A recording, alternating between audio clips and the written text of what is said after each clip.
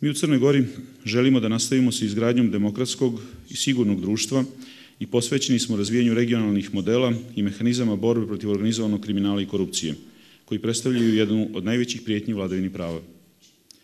Djelovanje na suzbijanju svih oblika korupcije i organizovanog kriminala podrazumijeva uspostavljanje i efikasnu i blagovremenu primjenu zakonodavnog okvira usaglašenog sa međunarodnim dokumentima kroz preuzimanje obaveza iz konvencije i protokola, kao i sveobuhvatan i udružen pristup ovom problemu od strane svih dijelova društva, kako državnih organa, tako i civilnog društva i medija.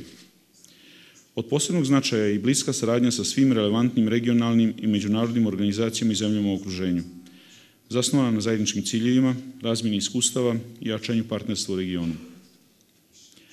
Istakao bih da je Crna Gora od obnove državnosti potpisala i ratifikovala veliki broj međunarodnih ugovora, od kojih bih posebno izdvojio Konvencije Savjeta Evrope i Ujedinjenih nacija, a koje za predmet imaju borbu protiv najtežih oblika kriminala.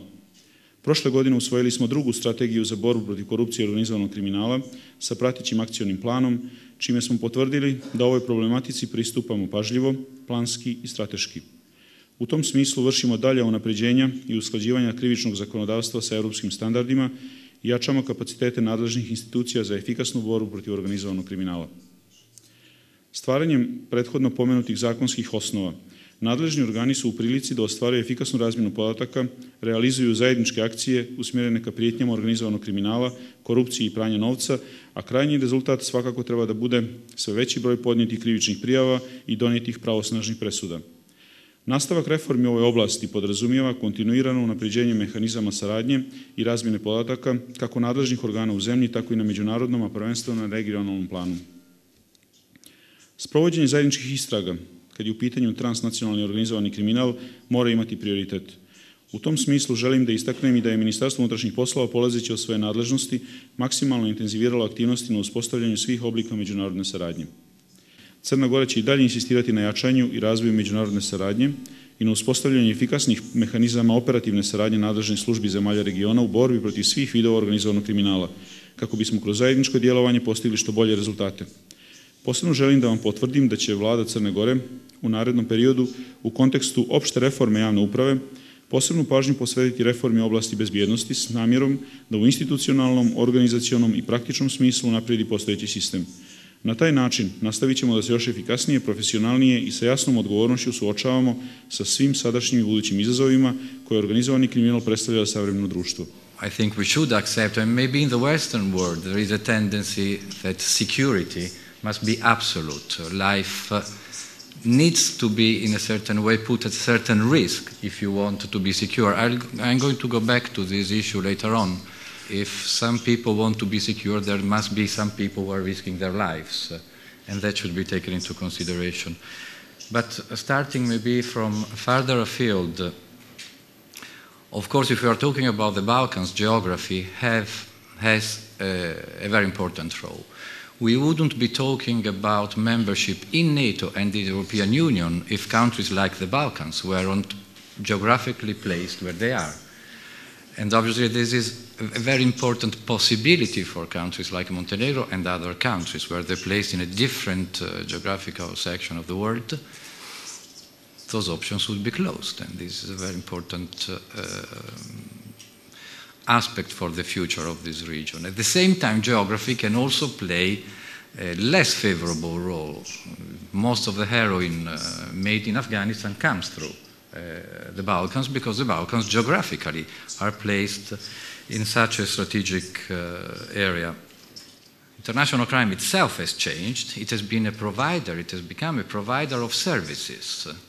So it has become a modern and efficient organization, specialized in many things, and with representatives of single countries through diaspora in many other countries. So we are not dealing here with separate, isolated people who from time to time are able to connect themselves with others.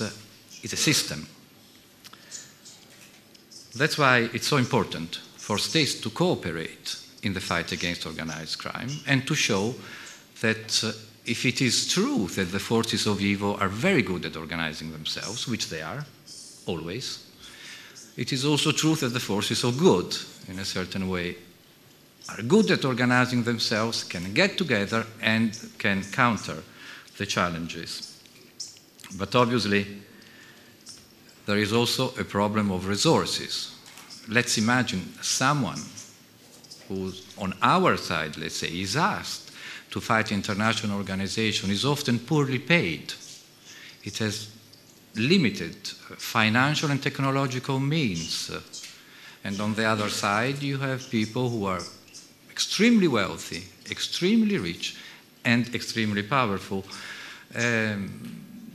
We should also consider this aspect because obviously we can ask a lot from our countries in the fight against organized crime, but we should also recognize that people should be rewarded for it. They should be recognized for the sacrifice they make, and often their sacrifice could involve their personal and their family's safety. This is what I meant before by saying that the karma of security should be put in a better context. Otherwise, everyone wants to be safe. You allow people at airports to take your sunscreen out, and then you feel safe. But life is not like that. And anyway, when you feel safe, there is someone who is risking his life for you to be safe. Borba protiv organizovanog kriminala zahtijeva regionalne odgovore i u tim aktivnostima crnogorska policija je pouzdan partner regionalne saradnje. Da Crna Gora ima sasvim uređen sistem bezbjednosti koji će dati adekvatne profesionalne odgovore, stručne kapacitete, institucionalne odgovore na to što su izazovi, rizici, prijetnje od organizovanog kriminala. Dva bih rekao važna postulata kada je u pitanju saradnja. Prvo, da postoje kvalitetni memorandumi saradnje koji će definisati oblasti, polja, prioritete i zajednički definisati to što jesu strateški interesi kada je u pitanju saradnja. I drugo, rekao bih ne manje važno i značajno pitanje je pitanje povjerenja i partnerstva. Mnogo je lakše, rekao bih, velikim sistemima bezbjednostnim biti veliki. Ali je veći problem ili značajnije pitanje kako učiniti manje sisteme da budu partneri većim sistemima. Opšte prihvaćeni, uz puno povjerenje, pune kapacitete i planiranje i učestvovanje u zajedničkim aktivnostima. Samo regionalna saradnja i regionalni odgovori su garancija potvrde kvaliteta i uspjeha u izazovima borbe protiv organizovanog kriminala. Mi danas imamo odgovornost i za globalnu bezbednost, a ne isključivo za svoju. Apsolutno smo posvećeni ideji da damo svoj doprinos stabilizaciji i regiona i da damo doprinos globalnoj bezbednosti. Mi imamo definisanu neutralnost u jednoj rezoluciji koju smo usvojili u Narodnoj skupštini. Borba protiv organizovanog kriminala za Srbiju jeste jedan od osnovnih elemenata naše reformske agende, jer uspostavljanjem vladavine prava mi stvaramo društvo koje je pravedno i stvaramo uslove za jedan fair ekonomski rast, a to je ključ za napredak čitavog regiona. I kada govorimo o ovim velikim akcijama, recimo i u Balkanskom ratniku, mi moramo svi zajedno da razumemo da to nije bilo usmereno samo protiv interesa Srbije, već da su ovakve grupe pretnja i za evropsku i za globalnu bezbednost i moramo da uložimo ogromne napore kako bismo suzbili ovakve grupe koje ne prezaju ni od čega da sačuvaju svoje pozicije. I u tom smislu sve ovo što je postignuto u regionalnoj saradnji smatram veoma pozitivnim pomacima. I moramo da budemo svesni da teroristički napadi koji se dešavaju u zemljama Evropske unije, u Sjedinjenim državama, u Rusiji, predstavljaju opasnost i za naše države i ne daj Bože u budućnosti to može da se desi i kod nas. I zbog toga moramo da nađemo zajedničke odgovore. I konačno, kriminalci su pokazali i tekako veoma dobrom saradnjom da su jugonostalgični. Bili su mnogo više jugonostalgični nego političari. Veoma dobro sarađuju. I zbog toga je vraćanje poverenja između naših država apsolutni prioritet kako bismo obezbedili taj ekonomski rast i pristojan život za naše građane koji oni zaslužuju. Da Crna Gora nije sigurna destinacija bilo kom pojedincu ili bilo kojoj kriminalnoj strukturi i da na prostoru Crne Gore te strukture ne mogu imati sigurno utočište. nijesam na stanovištu teze da bilo koja država i na prostoru Balkana i regiona i šire može biti lider u borbi protiv organizovanog kriminala. Ne možemo sami sebi pripisivati epitet liderstva u bilo kom segmentu. Političke dimenzije o kojoj ja neću govoriti jer sam ja profesionalac, ali i bezbjednosne. Svi smo podjednako značajni i svi smo podjednako važni. I zato se vraćam na tezu koju sam saopštio. Važnost saradnje, važnost povjerenja i partnerstva, da smo tako uradili, vodili se tim postulatima, danas bi Šarić i svi drugi bili u pritvoru. Potpuno sam siguran u to. Such kind of cooperation can be judged according to results. Using a metaphor, you can judge how good the tree is according to the fruit. Now, if the results are good, that means the cooperation is good. How do you get good cooperation? First, you need a dialogue. It was said before, it was said, I think, by almost everyone around here. You need a structured dialogue, which in security issues, obviously, it is also confidential, because information needs to be kept.